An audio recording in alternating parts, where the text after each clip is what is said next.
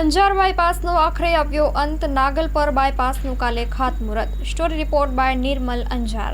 આપને જણાવતા આનંદ થાય છે કે આપણે જે ટ્રાફિકની સમસ્યા અંજાર શહેર અને આજુબાજુના ગ્રામ્ય વિસ્તારમાં હતી એના ભાગરૂપે કાલે 111 કરોડના ખર્ચે બાયપાસનું ખાતમુહૂર્ત અમારા સંસદ સભ્ય અને ધારાસભ્ય અને પાર્ટીના આગેવાનોના વરદસ્તે શરૂ થશે અને એ સમસ્યાનો આવનારા દિવસોમાં શહેરીજનોને અને ગ્રામ્ય વિસ્તારના લોકોને રાહત મળશે. આ કાર્ય કેટલા સમય પછી પૂર્ણ થશે? 18 માસની મુદત છે ટેન્ડરમાં, પણ કોન્ટ્રાક્ટર એવું કહે છે કે જલ્દી થઈ જશે. આ રોડ બને પછી ક્યાં ક્યાં ગામડાઓને ખાસ કરીને તમે જોઈ લો, આ બાજુ નાગલપુર સુધી સાપેડા નીકળે છે. આ જે ટ્રાફિક છે મોટા ભાગે તો અંજાર શહેરમાં આવતું હતું અને થોડું નાગલપુરને નડતું હતું. એ ટ્રાફિક જામ રહેતો હતો. મીઠાની પરિવહનની ગાડીઓ હોય, ડમ્પર હોય, જે આજે ઔદ્યોગિક વિકાસ થયો હોય કચ્છનો, એના કારણે ટ્રાન્સપોર્ટેશન વધ્યું છે, સ્વાભાવિક છે. એનામાં રોડ કનેક્ટિવિટી વધવી જોઈએ અને શહેરમાં જે પરિસ્થિતિ હોય, રોડ હોય એ એની મર્યાદામાં હોય. પણ આ વિકાસના કારણે ઘણો બધો વાહન વ્યવહાર વધ્યો છે, ટ્રાન્સપોર્ટ ઉદ્યોગ વધ્યો છે, તો વાહનો વધે છે તો એના માટે બાયપાસ રોડ મહત્ત્વના બનતા હોય. એના ભાગરૂપે બધા શહેરીજનોને નગરમાં પણ વધારે થશે. આજુબાજુના જે ગ્રામ્ય વિસ્તાર છે, નાગલપુર છે, સાપેડા છે, જે કનેક્ટેડ બધા છે, વરસામેડી છે, અત્યારે બધી ટ્રકો મોડોદર થઈને વરસામેડી થઈને જાય છે, તો એ લોકોને પણ રાહત થશે એમ.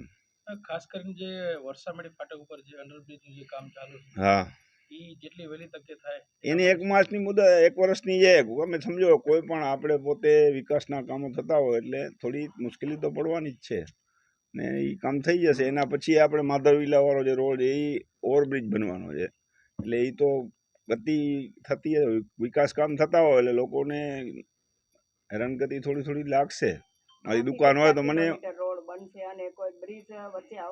આમાં આવે છે ને 2 માઇનોર બ્રિજ આવે.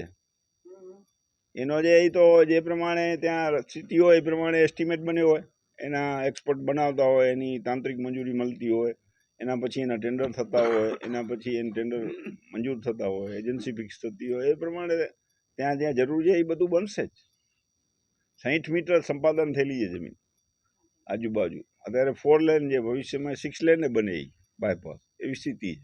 અત્યારે 4 લેન બનાવી પણ જરૂર 6 લેનની જ છે. પણ હવે એ આ એસ્ટિમેટ મંજૂર થયેલો હોય એટલે આપણને એવું લાગે, આપણે સામખિયારી રોડ બન્યો ત્યારે 4 લેન આપણે એમ લાગતું હતું, અત્યારે 6 લેન હોય તો ઓછો પડે એવી સ્થિતિ છે.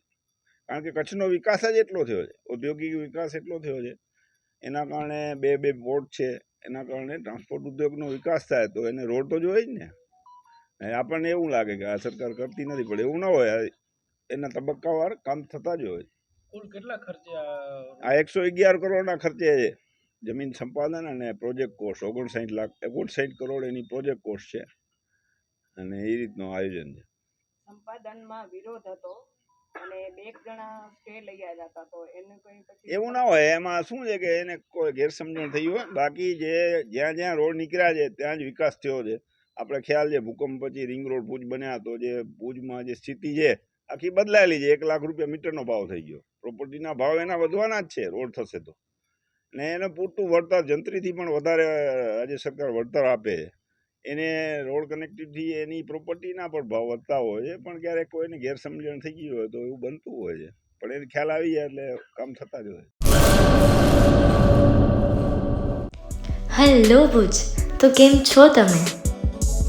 આજે હું તમને એવા શોરૂમની વિઝિટ કરાવું છું જે છેલ્લા 10 વર્ષથી કચ્છની જનતાના પ્રેમ અને વિશ્વાસથી મહેકતું લુગડા બજાર ફેમિલી શોરૂમ.